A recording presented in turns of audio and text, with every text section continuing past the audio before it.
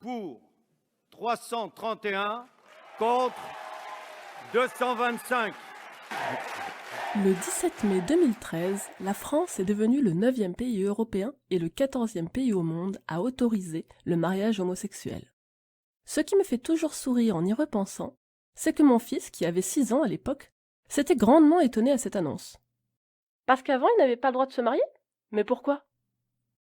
Et même si la loi sur le mariage pour tous fêtera ses 9 ans en 2022, il est fort possible que pendant vos repas de fin d'année, vous ayez entendu votre cousin Jean-Kévin ou encore tonton Roger-Georges se plaindre que quand même, avant, il n'y avait pas autant d'homos. Maintenant, on en voit partout à la télé. Il existe peu de données fiables sur la taille de la communauté LGBT+, dans la population. Parmi les études récentes, une étude de 2016 montre effectivement que le nombre d'adultes américains ayant eu au moins un partenaire du même sexe depuis l'âge de 18 ans a doublé entre le début des années 1990 et le début des années 2000. Cependant, en raison de la dépendance à l'égard de l'auto-identification, mais aussi de l'impact que le fait de faire son coming out peut avoir sur la vie des personnes interrogées, ces études, et en particulier les plus anciennes, peuvent avoir un dénombrement incomplet de la prévalence réelle des personnes avec une histoire de comportement ou de désir à l'égard d'une personne du même sexe. La question de savoir si oui ou non la population de personnes s'identifiant comme LGBT+, augmente ne nous intéressera pas aujourd'hui. Car ce qui semble gêner Jean-Kévin et Roger-Georges, c'est de voir de plus en plus de personnes LGBT+, à la télévision et plus globalement dans les médias. Et c'est de cette représentation qu'ils concluent à l'augmentation drastique de la part de la population non hétérosexuelle. Le biais de représentativité est la tendance que nous avons toutes et tous à tirer des conclusions à partir d'un nombre limité d'éléments que l'on considère comme représentatifs d'une population beaucoup plus large. Ce biais cognitif fait que nous nous basons sur une représentation de la réalité ou encore des stéréotypes plutôt que sur des données statistiques vérifiables. Comme auparavant, les personnes se déclaraient moins ouvertement LGBT+, Jean-Kévin et Roger-Georges n'en identifiaient que très peu dans les médias, et donc concluaient par biais de représentativité que les personnes LGBT+, étaient très peu nombreuses. Mais avec les changements dans les mentalités, de plus en plus de personnes ont commencé à revendiquer leur appartenance à la communauté LGBT+, dans les médias, et donc Jean-Kévin et Roger-Georges en ont conclu que la part de personnes LGBT+, augmentait. Mais ils ne sont pas les seuls à être biaisés par les représentations que nous trouvons dans les médias quant à la sexualité et au genre. En réalité, nous le sommes toutes et tous, car ce que dépeignent le plus souvent les médias, ce sont des représentations hétéronormées, c'est ce qu'on nomme l'hétéronormativité. Le terme hétéronormativité apparaît pour la première fois en 1972 dans un texte des Radical Lesbians. Le terme naît donc dans un contexte de lutte pour les droits des personnes LGBT+. Cependant, contrairement aux idées reçues, il n'est pas juste une attaque contre le modèle familial hétéro, mais surtout une critique des rôles hétéronormés que la société attribue aux hommes et aux femmes. Pour mieux comprendre l'hétéronormativité, je vous invite à regarder cette vidéo de vulgarisation de RTBF qui est très courte. Le lien est en description. Faites le test. Lorsque quelqu'un vous demande si vous êtes en couple sans connaître votre orientation, portez attention à la formulation qu'il ou elle emploie. Très souvent, ce sera quelque chose comme « Est-ce que tu as un mec ?» si vous êtes une femme. « Est-ce que tu as une meuf ?» si vous êtes un homme. L'hétéronormativité biaise et nuit aux relations de couple entre hétéros. Mais surtout, elle empêche les personnes LGBT+, en particulier les jeunes, de trouver dans la société des modèles pour les représenter et construire leur identité sexuelle et ou de genre. Aujourd'hui, je vous propose de plonger dans l'histoire d'un modèle iconique de la lutte pour la représentation des personnes LGBT+, aux États-Unis, Harvey Milk.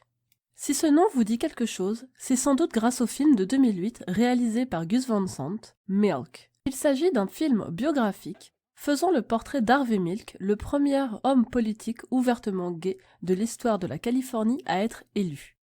Durant son mandat, Harvey Milk va faire grandement avancer les droits des personnes homosexuelles dans la ville. Il soutient un projet de loi interdisant la discrimination dans l'attribution des logements publics et l'emploi sur la base de l'orientation sexuelle.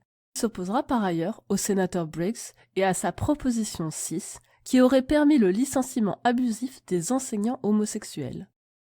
Milk ainsi que le maire de San Francisco, George Moscone, seront malheureusement assassinés le 27 novembre 1978 par Dan White, un ancien superviseur municipal mécontent. La carrière politique d'Harvey Milk s'est concentrée sur la responsabilisation du gouvernement envers les individus, la libération des homosexuels, ainsi que sur l'importance de la représentation des quartiers pour la ville. Au cours de la dernière année de sa vie, Milk souligne que les homosexuels doivent être plus visibles pour aider à mettre fin à la discrimination et à la violence à leur encontre. Dans sa déclaration finale, lors de la prédiction enregistrée de son assassinat, il exhorte les homosexuels de tout milieu à faire leur coming out. I'd love to see every gay doctor come out. I'd love to see every gay lawyer, every gay judge, every gay bureaucrat, every gay architect come out. Stand up and let the world know that would do more to end prejudice overnight. L'idée de Milk était que si les homosexuels du pays osaient sortir du placard, alors la population se rendrait compte que ceux-ci sont représentés partout et dans tous les corps de métier, qu'ils existent et sont aussi capables que les personnes hétérosexuelles. Les études sur les jeunes LGBT+, réalisées à partir de grands échantillons sont rares, surtout en France. On a beau savoir, grâce aux études américaines, que les adolescents LGBT+, se trouvent beaucoup plus à risque d'intimidation et de tentatives de suicide que leurs pairs hétérosexuels, on ne disposait jusqu'à tout récemment que de très peu d'études francophones sur le sujet. Les jeunes LGBT+, sont souvent isolés, sans soutien naturel, sans modèle de référence et sans repères évidents. La culpabilisation, l'exclusion et surtout la honte font encore très souvent partie de leur parcours de vie dès l'adolescence. Les conséquences peuvent être dramatiques, allant de la dépression aux idées suicidaires, voire aux tentatives de suicide. Le manque de modèles LGBT+, revient régulièrement parmi les failles constatées par les jeunes interrogés. Ceux-ci auraient besoin que plus de gens connus et venant de tous les domaines sortent du placard, ce qui permettrait à tout le monde de voir et de reconnaître des adultes LGBT+, épanouis et admirés. Certaines jeunes femmes LGBT aimeraient tout particulièrement voir plus de femmes lesbiennes dans les médias, car elles y sont encore beaucoup moins représentées que les hommes gays. Les jeunes LGBT+, ont été de plus en plus représentés dans les médias traditionnels au cours des 2 dernières décennies. Cependant, les résultats de l'étude réalisée par le Journal of Youth Studies indiquent que si les médias traditionnels, et en particulier la télévision, créent un dialogue commun et valident leur identité, ils continuent de représenter les personnes LGBT+, de manière unidimensionnelle et stéréotypée. Ils ignorent de nombreux sous-groupes, limitent la perception des jeunes LGBT+, de leur trajectoire future, et n'offrent aucune possibilité de critique. En revanche, de nouveaux médias émergents offrent de nouveaux espaces importants et appréciés pour la discussion et la créativité. Une autre étude constate que bien que le nombre de représentations explicites de personnages LGBT ait considérablement augmenté, une immense majorité des différentes orientations, classes sociales, âge et race, reste invisible. Dans les nouveaux formats publicitaires, les annonceurs s'éloignent de l'hypersexualisation pour se tourner vers des histoires d'amour et de familles d'individus réels. Néanmoins, l'étude met en évidence comment l'effacement de groupes marginalisés dans la publicité grand public continue de perpétuer une version hétéronormative et domestiquée de la gayness. Notre société, dans son ensemble, aurait tendance, malgré la recrudescence des agressions LGBT-phobes, à devenir plus tolérante et ouverte aux sexualités autres qu'hétéros.